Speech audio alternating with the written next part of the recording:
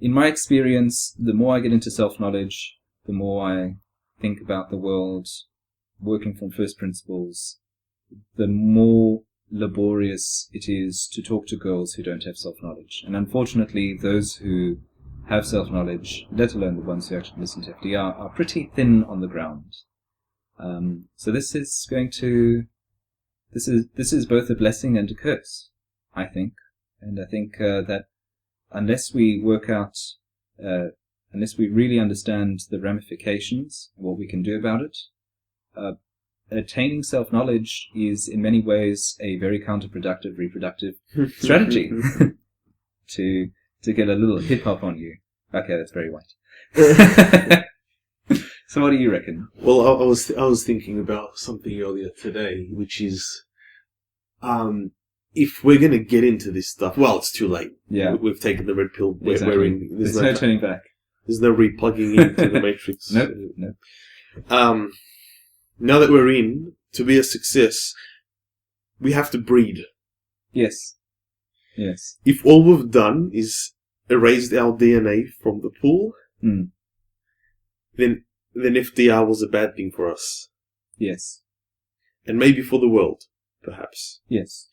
What I mean is, if we had something milder but still better than the status quo, that didn't prevent us from reproducing, we may have been of greater profit to the world. Did that make sense? Yes, I think that's a very good point. So to go all the way with this, yeah, I think ideally we need to raise children.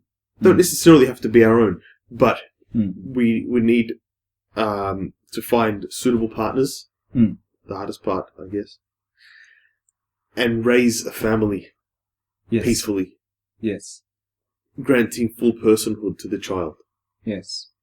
Precisely. Sure, you can do a lot of work with adults, or with some adults, but really the key to saving humanity, to making the world a better place, is to bring into the world and shepherd into full adulthood people for whom freedom will be the natural state, and any deviation from freedom, any deviation from self-knowledge will be absurd. Yes, exactly. Just as today it is absurd for us to think that someone simply by dint of the color of his skin should be a slave, so it should be that in the future people will find it absurd that you have a large coercive force that extracts money from you against your will at the point of a gun. And they'll find it absurd that anyone would smack a child. Yes, to bring it back to the personal, that anyone would smack a child, that anyone would make a child sit with his face to the wall for 10, 15 minutes in a time out, as it's euphemistically called. Absolutely. So, a thought that I've had, and you can tell me what you think, Timur. The thought that I have is this. When you get into self-knowledge, when you take the red pill, you immediately mark yourself as different from the rest of the herd, from the rest of the flock. And even if you don't talk openly about the fact that your views on a lot of things are very, very different from most other people's, you will start sending out different vibes. Your body language will be different. Just the way you respond to people will be different. And people pick up on that. If you're a girl, guys will maybe notice it a little bit less.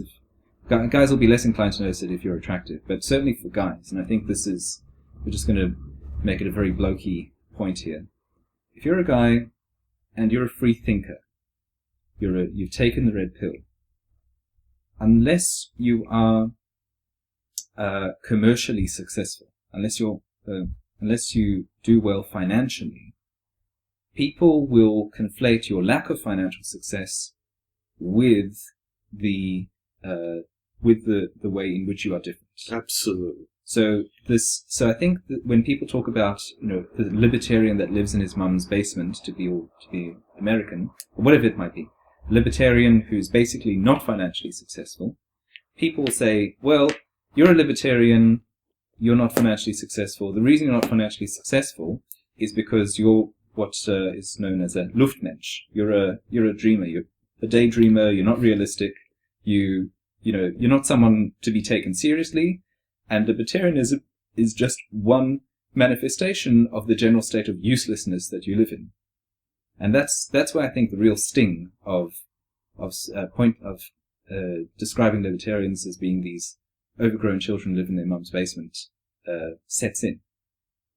And so I think that, although I think it's important to be financially successful for numerous reasons, if you're a free thinker, and you're a single guy, and you want to meet women, you have two options, really, if you're honest with yourself. Either you meet someone who already has self-knowledge, and that's a 1 in a 1,000 scenario, and not going to be easy. Or you're going to have to find someone who has the capacity for conversation, or at least has potential, to whom you can introduce this material, and who will eventually get on board with self-knowledge and free thinking. And the success of that endeavor is greatly improved if you are already successful and happy. Exactly. If you're already financially successful, if you're already a stable person, if people see that you're doing well in whatever it is that you want to do well in, and you're a free thinker, people say, oh, well, this free thinking must have something to do with his success. In the same way that if you're not successful, people will tie your free thinking to your lack of success. Absolutely. So, in a way, although it's absurd that people will tie objective truth to opposite states, to success or lack of success, at least mercantile success, financial success, that's just the way of the world.